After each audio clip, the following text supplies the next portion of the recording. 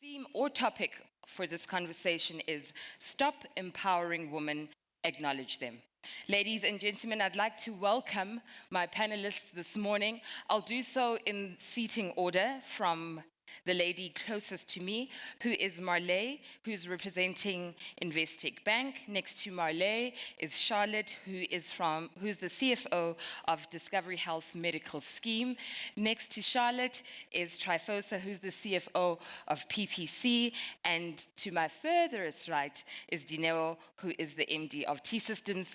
A round of applause for my panelists, please.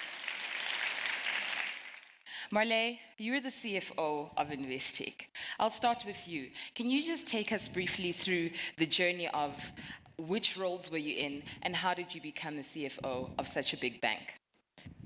No, so I think I've been quite lucky, I think, in some of the, when I look back in my career, that I was sometimes in the right place at the right time. And obviously also working hard, So I studied at Stellenbosch, I studied the CA route, I think like a lot of people in the room today. I lectured for a year doing academic articles and then joined PwC. And when I joined PwC, they just landed a new client, which was BOE Bank at the time. And being in my second year of articles, basically, I didn't have clients. And because they landed a new client, I was available. So I got onto the bank audit, which was the first lucky break for me. And then about 18 months later, the manager on the audit actually left, which made me the audit manager. So it was actually quite nice. And then I stayed on at PwC as an audit manager, and then there was a role at BOE at the time for a CFO role. So I went right into a CFO role for a smallish division. So It was a listed company that they bought, and it ran into trouble, and they were looking for a new CFO. It was a division of BOE, and I, at the age of 26, was fortunate enough to then be considered for that role. So, and it was quite a tough role. I mean, there was a lot, there was a lot to do. It was building a finance function up from the start, basically. And I remember the guy who recruited me once asked me, he said, we're so sorry we sold you a lemon. So I said, don't worry, I'm going to write on my CV, 6 months equals 2 years experience. So it was long hours, but it was the right role to launch a career from. And then if I fast forward, there was a restructure, or Nedbank took over BOE. There was a restructure. I came to Joburg. I was here as a CFO for the retail space at the time. I then moved to ABSA. From there, I came to Nedbank as the head of internal audit.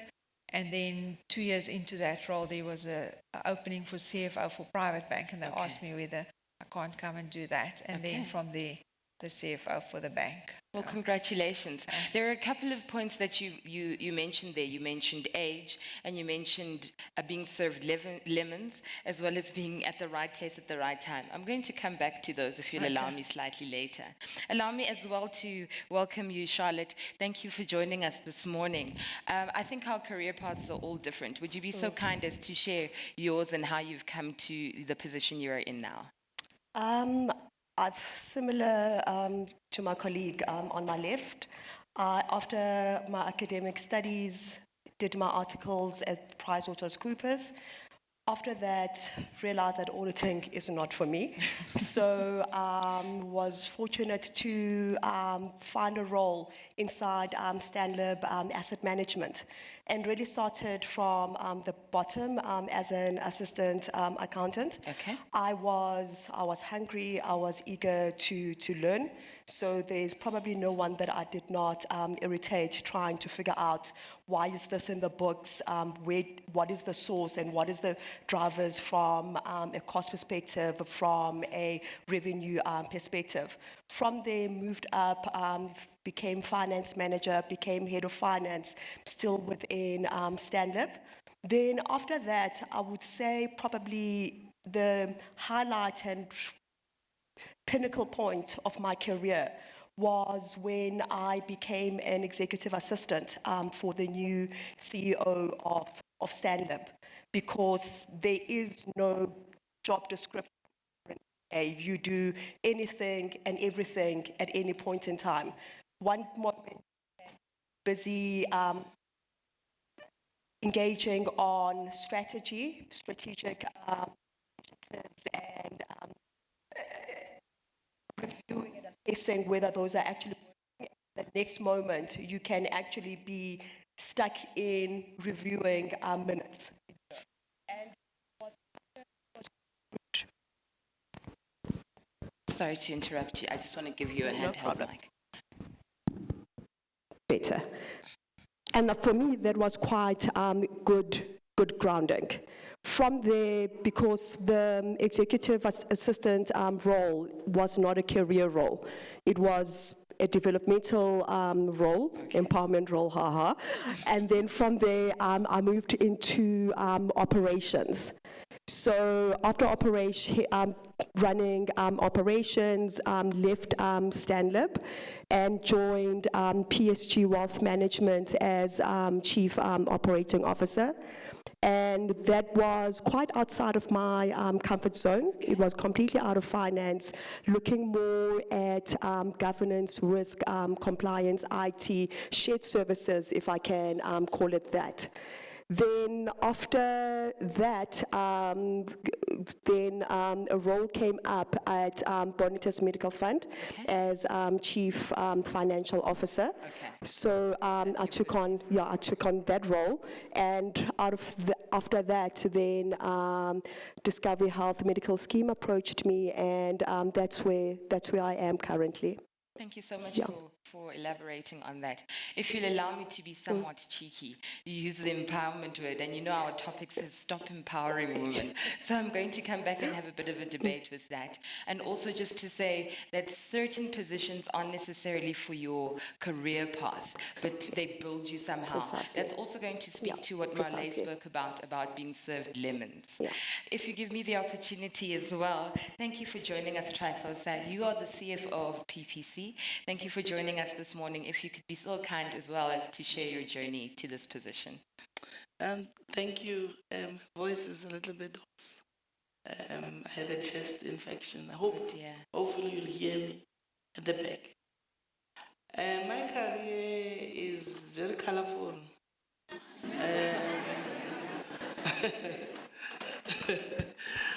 I never wanted to be a CFO in my life. I always wanted to do my own thing. But being at the right place at the right time, I always find myself in doing things that people think I'm good at, but things that I don't think I'm passionate about. So after graduating from UCT, did articles like the whole shebang of being a CA. I decided to go to JCI to do corporate finance. And I was young, I was very interested in it. Hardly 6 months I was there, I was retrenched. Oh dear. That's when my militia started. There was a big company that came in at the time, and then they needed to restructure. So I said to the incoming CEO, I said, can you explain to me, how are you going to explain to the whole world out there, you are retrenching a young CA, there are less than 100 CAs, black CAs, women in this country, and you are retrenching me. How do you feel? I'm going to repeat the story for South Africa to know that you didn't do your homework. And the poor guy didn't know, obviously, tried to do something and patch me somewhere. I said, no, that's too late. I'm going somewhere. Then I joined Rand Merchant Bank as an analyst and became a portfolio manager. That I loved because when I was growing up, I just wanted to make money because I was tired of poverty. I said, you know what, I'm going to do finance and I'm going to make money because somebody encouraged me to be a CA because he says I can be an auditor at OK Bazaars. Now ShopRite bought it for 1 rand. So I thought, I saw myself as that auditor, and then I wanted to make money to earn 20,000 rand a month. That was a lot of money for me, and I wanted to buy my mother a wardrobe. So because I was so that was motivating me. So when I go to RMB as an asset manager, portfolio manager, I could see how people make money, hedge funds and what. It was so exciting. Then I decided to form my own on the side of the stokvels. I will go to the township for women to form stokvels. We contribute money and we form a company called Corporate Dakis Investment. Okay. So that we can invest in the stock market, okay?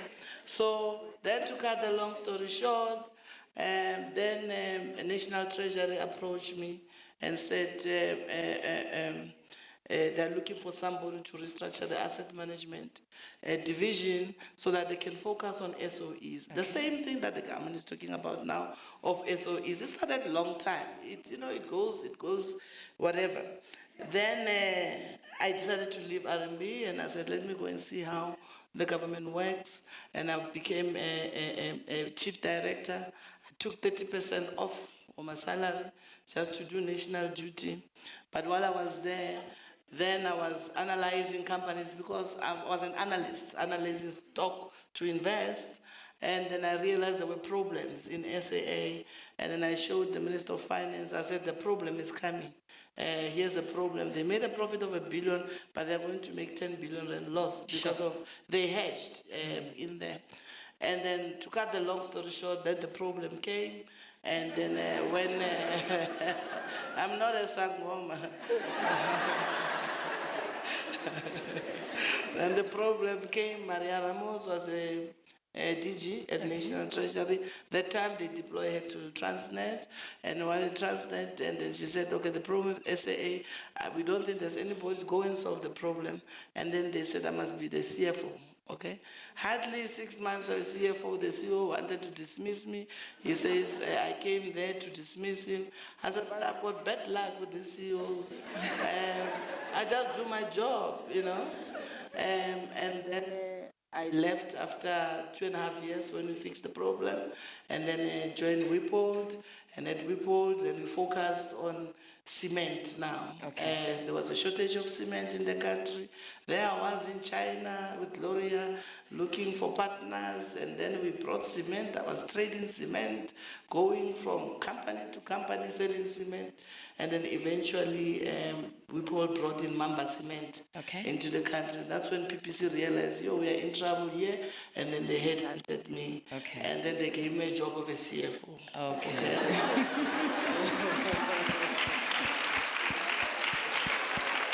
So that's my career. And I've reached the end of that. Now I'm going to the next stages of my career after 8 years.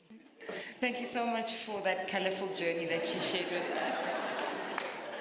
I think also what you mentioned there that we'll touch on as well in our conversation is taking a 30% cut of your salary to do good work. It also speaks to what Charlotte was saying, that sometimes you take roles that build you. We'll come back to that just shortly. Dineo, thank you for your patience. Welcome back to day 2. You've been a sport. Thank you for joining us on all of the chats. Would you be so kind enough as to indulge us in your journey? Well, my journey started really as a 15-year-old working in a restaurant in Eastgate. And yeah, I've had to work since I was very young. I guess, the whole poverty story kicks in. And I matriculated at 16. I started working at FNB. I was filing. And daily, my fingers would be cut because at that point you file paper and the file is a paper file. So you have to have bandages all around you. So I was 17 at that stage, working with portfolio managers and filing their newspaper articles because they read newspaper articles in the morning. And this is like 20 years ago. So it's not digital at that point. And then I got a bursary at Grant Thornton, which has now merged with Season Zaluba. And I was studying part-time, so I've never been full-time in varsity. So I was studying part-time with UNISA, completed that, went on to honors, started articles. I was 19 when I started articles. And I guess my life was quite simultaneous, because at that point I was getting married, having babies, doing article study. It really was a lot. And I carried on. When I finished articles, I went to the IDC. I was with the IDC for 3 years. It was quite a solid grounding. For many people who've worked at the IDC, I think we kind of all agree that the IDC at that time, I don't know now, was a very good training institution. I then lectured for probably 6 months. Okay. And then again, I was faced with a retrenchment letter. So eventually I ended up at Tebe. I was finance manager for Tebe Group. My boss at the time, who was the FD, was a delegator of note. And so I chose to take that on. And, I just knew that if there was a board meeting and an action was against his name, it means it's against my name. So, I literally did his job. When he left, I was then promoted to FD. Okay. And I was quite excited about that because it was a manifestation of a decision that I'd made. I wanted to be a director at the age of 32, and I was 32 at that time. Well done. When I became FD. So I think for me, if I look at my journey, it's all about being intentional, declaring what you want up front and working towards it. As much as being at the right place at the right time is relevant, you recognize that it's the right place and the right time if your mind is tuned into it. Okay. Otherwise, you miss the opportunity. Okay. Being at Tebe, I then was quite on a number of boards, being chairperson of audit committees, got to chair the audit committee of Accenture, which is listed, got onto the Vodacom board as an alternate. Then Vodacom headhunted me. I loved the ICT industry, and then I was headhunted into T-Systems. Long story short, after 2 years of being CFO, I became MD in May last year. So I think overall, it's about hard work, being intentional, and really knowing what you want and just really going after it. Thank you very much for that. Ladies and gentlemen, a round of applause for that journey.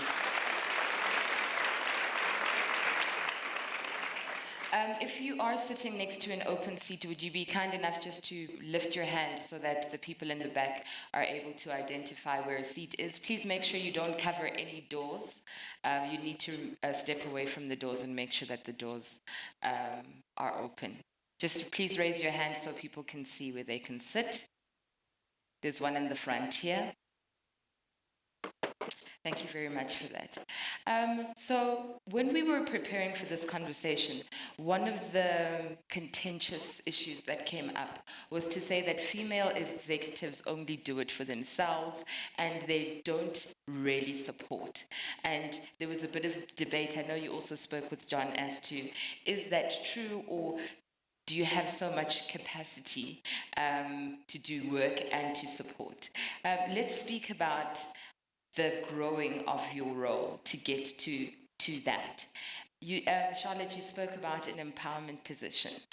At what point do you recognize that this is a position I should take or I shouldn't take? And right now, Dineo just spoke about identifying opportunity.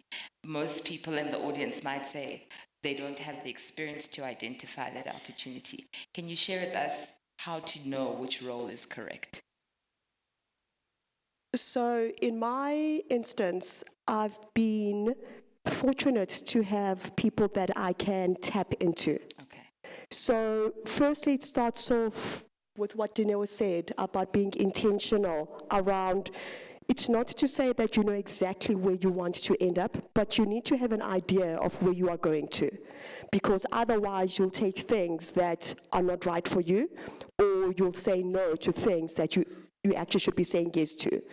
And the second thing is that anytime when I've been uncertain or needed advice, I've always then tapped into someone to seek that advice and have a clear conversation with someone who knows me that I can be open and honest with around an opportunity that's on the table, so that the person can also assist me in coming into a decision.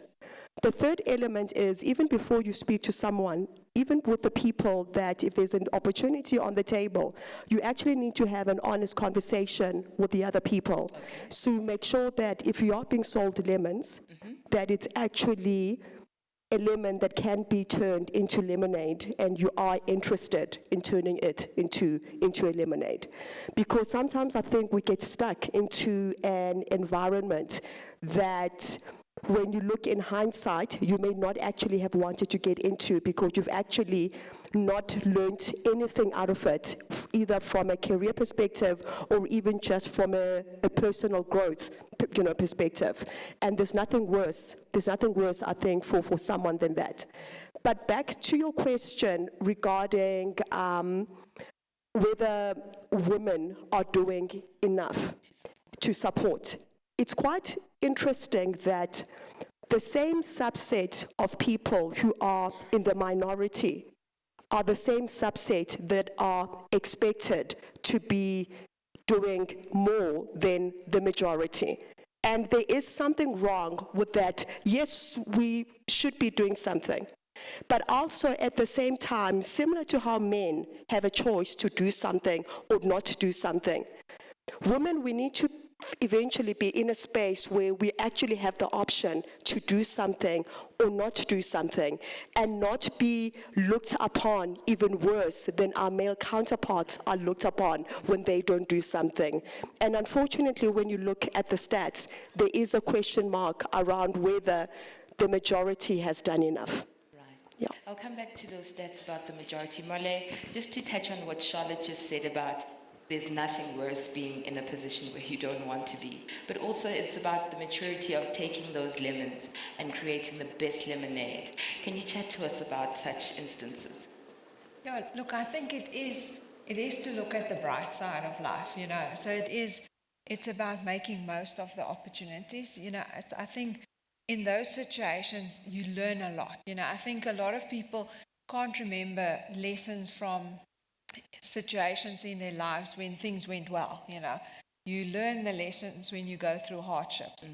So I think it is about taking those opportunities and actually making the most of it. And look, for me, I didn't feel like I was sold lemons at the time. I was loving what I was doing. Yes, it was hard and it's tough and you work hard, but just to look at the award at the end, it's like, anything that you work for, the reward at the end is so much sweeter, So I think when stuff comes easily, you don't really appreciate. But when you actually look at what you've achieved in the end, or what the business, that's where I get my energy personally from, is to see how things grow and how things change and it blossoms, So I think it is about looking at it in that light, Thank you for sharing that with us. Ladies, I'm going to pose a question to both of you, if you'll allow me to. You mentioned a word that is circulating in many businesses right now, with an unemployment rate of what is said to be 29%. You use the word retrenchment. Perhaps you can assist our audience in how do you circumvent that for your career? How do you stay active? How do you stay busy? How do you find opportunities when you are retrenched? I think as CAs or finance professionals, it's easier to get a job because there are lots of opportunities. And when you are young, you are retrenched, it's not the end of the world. I didn't even understand it, what it meant. I had a job anyway, so I couldn't relate much to that sort of retrenchment. But I think the key is that to go to what my fellow co-panel was saying, when you are being served with lemons, sometimes you don't know it's lemons, you make the best of the lemonade out of it. I've made lots of lemonades in my life. And for example, when I was, I had 3 kids. Sometimes we must talk about family. I have 3 kids. And at the age of 25, I had my 3rd child. And at the age of 17, I had my 1st child. So I was the typical black girl that South Africa described as hopeless. That teenage pregnancy, no future, whatever you call it, okay? So I turned that into an opportunity to say, okay, what do I need to do to learn to do better things in life?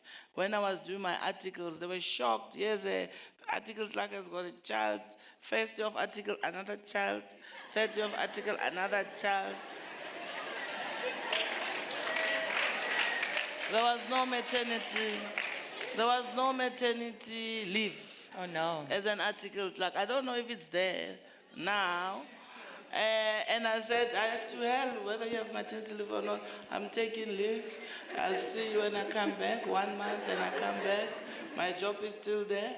And then they said, okay, you must increase your article clerk by 6 months. I said, who, me? 6 months? No ways. In this place. This is toxic. I will never do that. And you are going to sign me out because I've got the hours.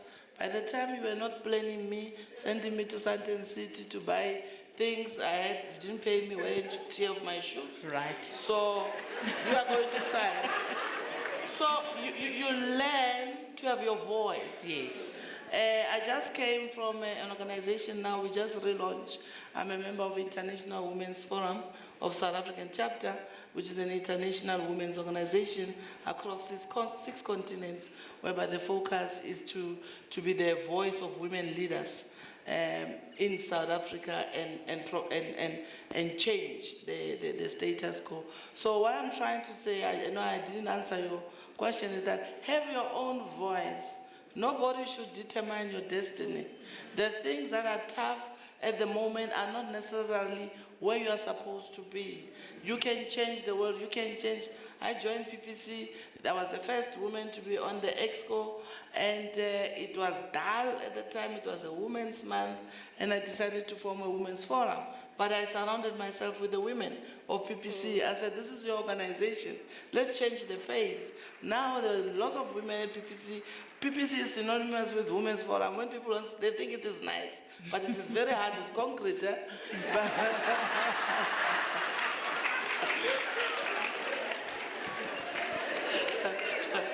Like now with the Women's Forum, we were talking about, let's create the pink cement. They said, now Tryphosa, we are taking it Too far. to another level. Maybe it's time for you to go. So I think my message is that you can determine your destiny, and nothing is possible. Have your own voice, and then and this thing of saying stop empowering, acknowledge. I'm saying continue empowering women, okay. Acknowledge them, and accept them. I mean, you remember in 2017, there's a statue, the bronze statue of a fearless young girl in New York Stock Exchange, which was facing the bronze, the Raging Bull statue, which shows that I have arrived. There's a young girl is fearless. But the sculpture of the Raging Bull complained. It says, now my Raging Bull becomes irrelevant because the young girl is facing the Raging Bull. So, and then they had to move the poor, fearless girl statue and put it next to the New York Stock Exchange. And then now it's facing the New York Stock Exchange to say, I have arrived. And now the Raging Bull is also being moved next to the women. So change the agenda, make it yours. Thank you very much for that. Dineo, allow me to give you an opportunity as well, just to share with the audience how to change your situation. I think it's very true what Tryphosa says. The reality of our country is that none of us can predict what's going to happen tomorrow.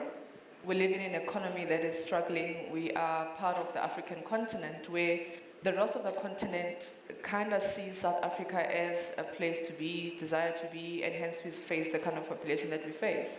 So the macroeconomics of where we are play a role in the places that we find ourselves in. So I think the important thing is that wherever we are, we need to ensure that we make ourselves relevant. We need to stay current, we need to stay relevant. And again, the context matters as to where are you. If you're not relevant to the organization that you are at, it's that much easier for people to move you on. But again, what is your passion and what is your dream? What are you pursuing? The fact that a door has come to the place where it is shutting does not mean it's the end of your journey, simply an end of a chapter. Right. And you then decide, how do I navigate a different path? Sometimes people have 3 different careers in their lives. You know, you get to, I was a waitress. I had a child when I was 18. I could have carried on being a waitress. I didn't do that. Yes. Okay, I was married at 22. I could have become a housewife stay-at-home mom. or whatever. I didn't do that. Does that mean that being a teenage mother is the end of the journey? No, it doesn't. It's all about choices. It's all about seeing the bigger picture. And it's also being centered enough to know who you are as a person, knowing the kind of potential that is inside of you, and knowing that the environment does not dictate or change the potential that you have, and really being so intentional to say, you know what, if they read my obituary tomorrow, if I die tomorrow, I need to be able to say, I've lived, I have lived. And I think that's, for me, that's it. Thank you very much for that contribution. Charlotte, when you left your last bit of contribution, you spoke about the majority. And in our preparation, we were speaking about what can organizations do to have more C-suite executives who are women. Ladies, I'm opening it to you all. Feel free to contribute. Do you firstly feel that women are in the minority in the C-suite? And secondly, what can organizations do to make sure that there are more female executives? I think that, in the same way as a country, we made a decision around transformation. Okay. At a point in time, we said our economy needs to be inclusive. Our economy needs to include all the members of the population. If we look at our economy and the stats all over the world, women are minimum half of any population. And so it simply makes business sense that why can women not be half of the executive team? Why can women not be half of the boardroom? This is about understanding who you are serving as a customer base. You cannot sell, as an example, funeral policies, and yet you have no understanding of the people who consume these policies. Correct. No understanding, haven't even been to a funeral of black people who are the ones who are consuming these policies. So what I'm trying to say is that if we are running organizations and there's no diversity, there's no balance of gender, and yet the consumers who are buying from us are 50-50, it's very difficult for any organization to understand the dynamics of the one who's receiving the product. So it simply makes business sense. So in the same way that transformation was the agenda, a formal agenda for any exco, for any board meeting, for any organization, women being included in places of leadership must be a formal agenda. Somebody must be accountable. The CEO must be accountable to say, do I have representation in this organization? Divisional heads must be accountable. And we must hold each other accountable. Also, I like what you said, Charlotte, earlier. The responsibility for including women is not only to women. Because if it was, the entire country would be run by women. Okay, so the country and organizations are not only run by women, they are run by both men and women. So when there isn't inclusivity, we cannot say it's because women are not pulling each other up. There simply isn't enough of us to do all the work. Okay. Yeah. Charlotte, would you like to contribute to that? I concur with what Dineo is saying, because when women are still only a small subset of boardrooms, it's very difficult to make a small subset be the only accountable body for inclusivity. Okay. It's actually a responsibility that everyone has to have and share and own. In addition to that, I think the other challenge, the reason we've got this challenge at the top, it starts from the bottom. And I don't think we are paying sufficient attention to ensure that there's intentional grooming bottom up.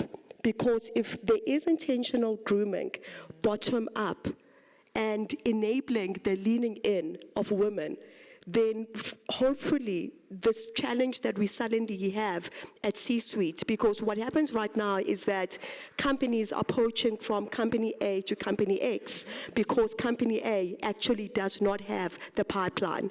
So the conversation is around where are the women in the C-suite, but what is your pipeline as well?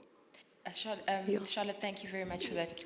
Tryphosa, can you speak to us about creating a pipeline and grooming women so that when they do get to that age or time to be in that boardroom, they get there? Okay. I read somewhere that says worldwide, women have got more degrees than men. They've got more postgraduate than men, more PhDs than men. We're only lagging on the MBAs. Which is not a bad thing anyway. So, in building that pipeline as women, as we occupy in the space, remember, somebody else paved that path for you. You've got the brains, you've got your hard work, somebody else paved the path. You may not, you don't have to know the person, you may not have known that who is that person, but somebody paved that path.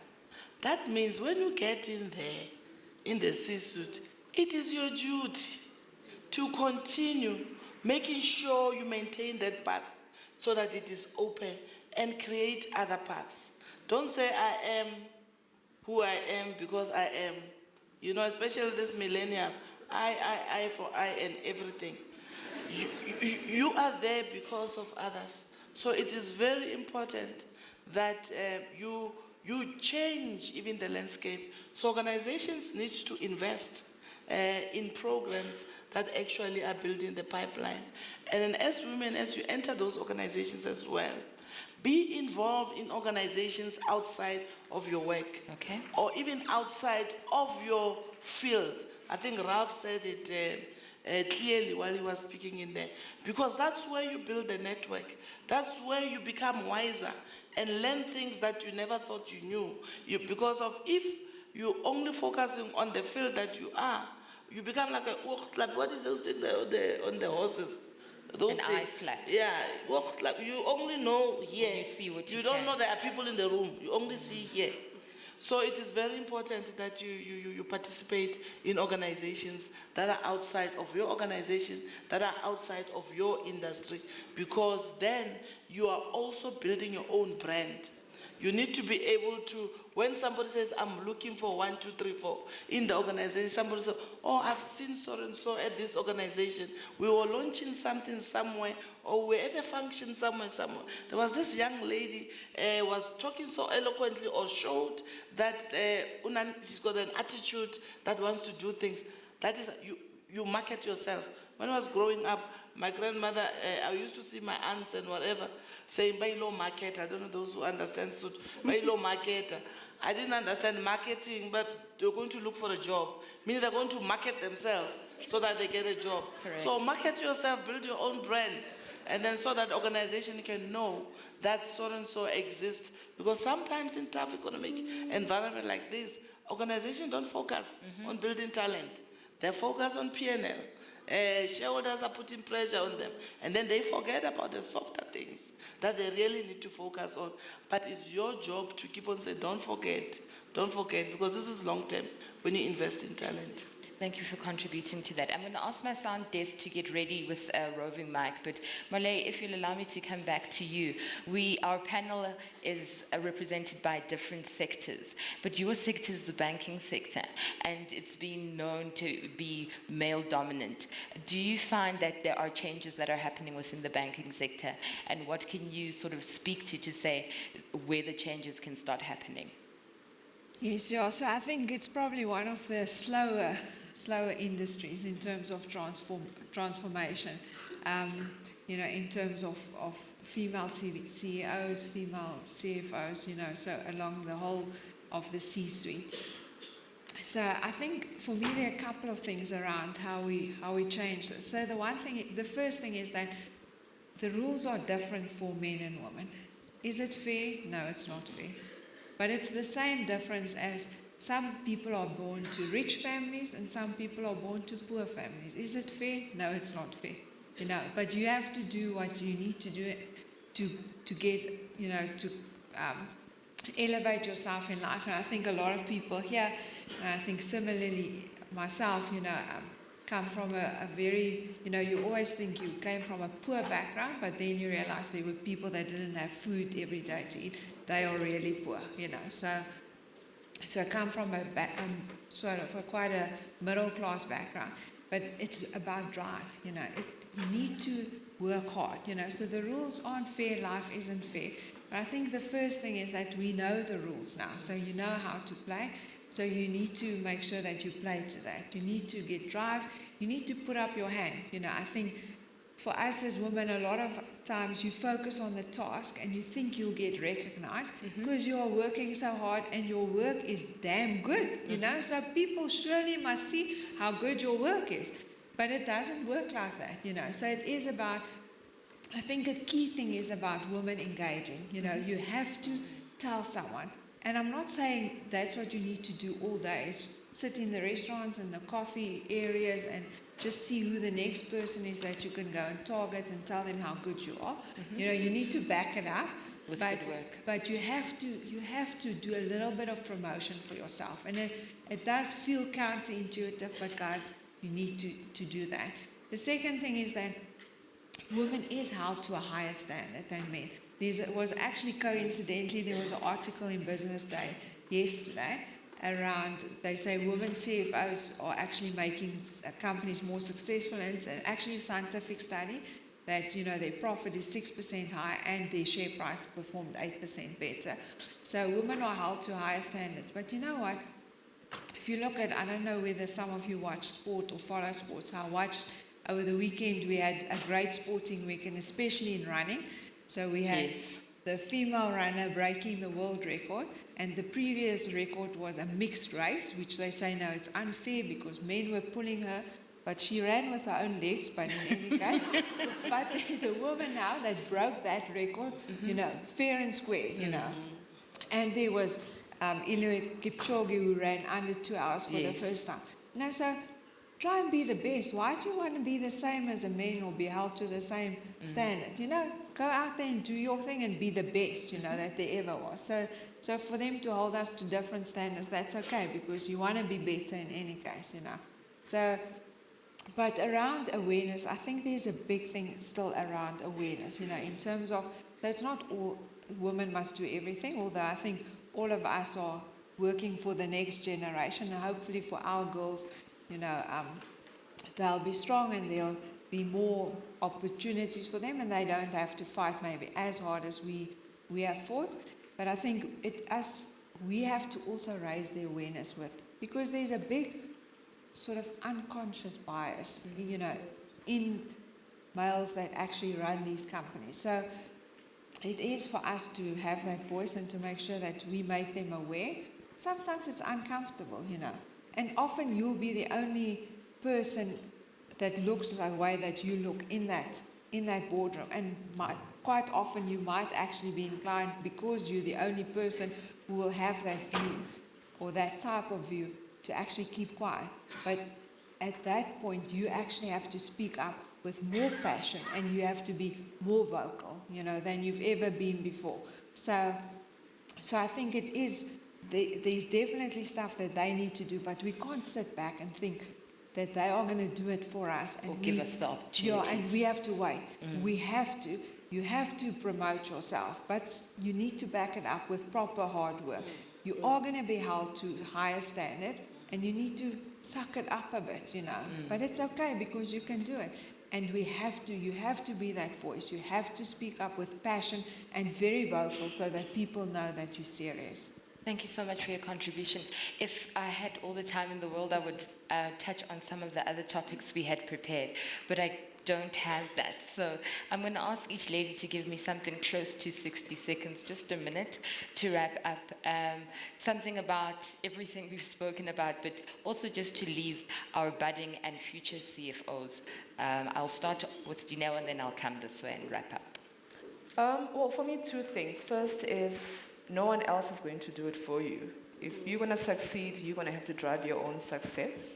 Surround yourselves with people who believe in you, who will help you and propel you forward. It's almost as if you had to look at yourself as an entity and say, who is my board of directors? Who are the board of directors or advisors who are advising Dineo?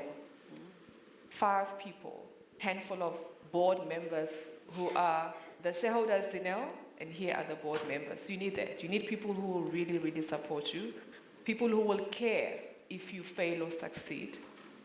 That's the one thing. And the second thing, again, it comes to hard work. You know, there's nobody ever died of hard work. And I think it's important to continue to work hard if you're going to reach the very best of your levels and be intentional about it. This thing of accident, it just happened to me, doesn't work. Be intentional, get to where you need to get to. Thank you very much for that. Tryphosa? Okay. Women bring different skills in the C-suite. That's very important, that the C-suite and the boardrooms, you need diversity. It's very important, and women deserve to be there. And I read somewhere, or I attended a course some other time whereby they were talking about the Range Rover, how it evolved when they invited Victoria Beckham, when Tata bought the Land Rover, how they can actually access new markets. And they called Victoria Beckham and explained to them to say, you know, the door, the way you open it, you know, my nails will break, and the steering wheel, and it doesn't resonate with me. You take kids to school, it needs to be of a particular shape and all of that. Then after that, and then they told the engineers, you've had her, go and design something. They were very angry, but that's how Evoque came in. Okay. The shape and even how it is now, and it's the fastest selling category within the Land Rover sort of stable. Same thing with Nike Women. It was only footwear, and then they introduced Nike Women, and now it's the fastest selling within the Nike stable. So women bring change in terms of strategy that are actually contributing to the bottom line, as you've highlighted, into the business. Even now, you see with pantyhose now, you've got the knee highs, you've got the one that you put in there. It's so difficult to wear the thing because it was designed by a man. When they started bringing women into the C-suite, they said, oh no, you can actually put knee high or whatever. I learned about the knee high from my grandmother because they used to cut them and and tie them in here, but it was not good for blood circulation. But that's my grandmother. Could have been in a C-suite, could have advised them to put knee high. We could have a knee high a long time ago. So that's all I can say. They bring different skills, and they bring an ability to bring consensus in the boardroom, and they bring also a sense of humility, sometimes that you don't have, whereby, you know, sometimes you find somebody is not happy, you don't know until the child didn't sleep last night. You are able to actually see beyond the kindness that is there with women, but don't associate it with softness. It's not softness, it's kindness. So that's all I can say. Thank you. Thank you, Tryphosa. Charlotte? From my side, I think it's to understand that different points in your career are going to require different things out of you. And be accepting of that, that's part of the journey.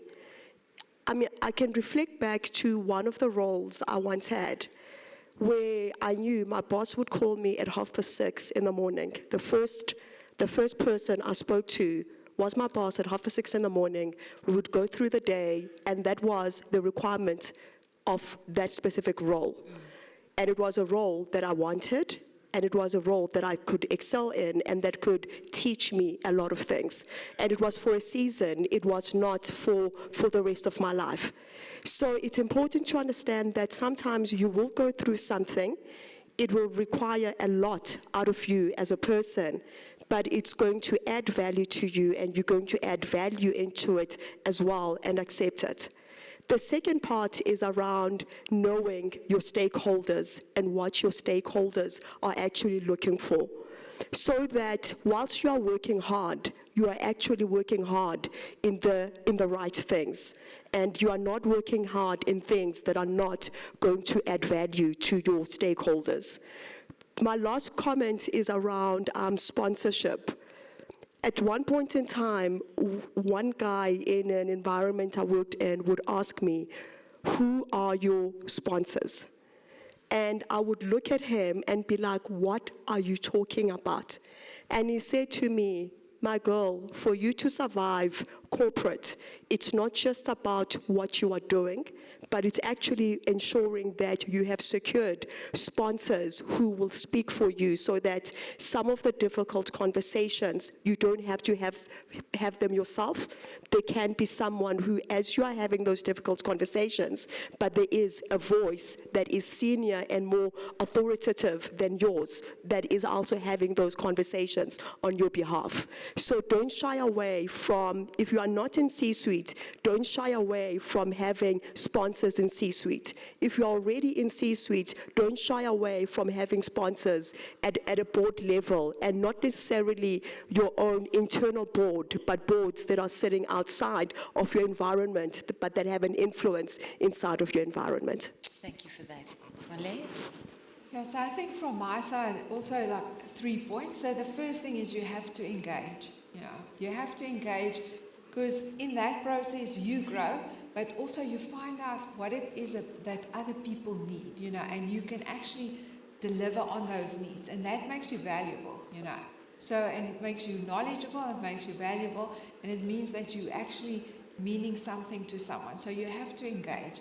I think a lot of times people are in the task and they think if they just sit and do their task, they'll get recognized. It is about engaging, You have to share what you've got and you have to learn what other people have got for you. I think the second thing is around having vision and drive.